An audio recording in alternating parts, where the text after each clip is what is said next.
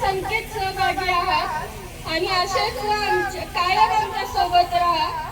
आज ज्याप्रमाणे आमचे छत्र हिरावून घेतले, मला असं वाटतं की हे छत्र दुसऱ्या कोणत्याही मुलामुलीचे किंवा जी आज वेळ आमच्या कुटुंबावर येते ती वेळ कोणत्याच कुटुंबावर येऊ नये।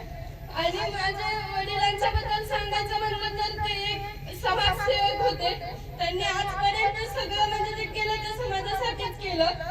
त्यांनी आमच्या कुटुंबाकडे कसलंच लक्ष दिलं नाही।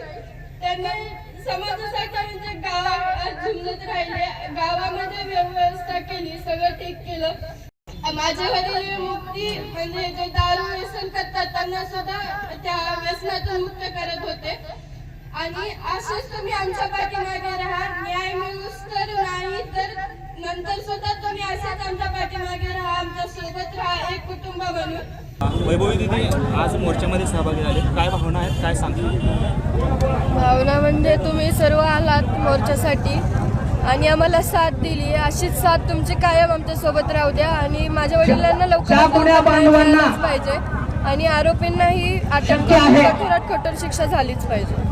खरं तर आज संपूर्ण रेणापूर खरं तर तुझा आजोळा आहे आणि मामाचं गाव आहे तुझं, काय अपेक्षा आहे? गावकऱ्यांनी तुला आश्वासन देखील दिलेलं आहे, कसं पाहते?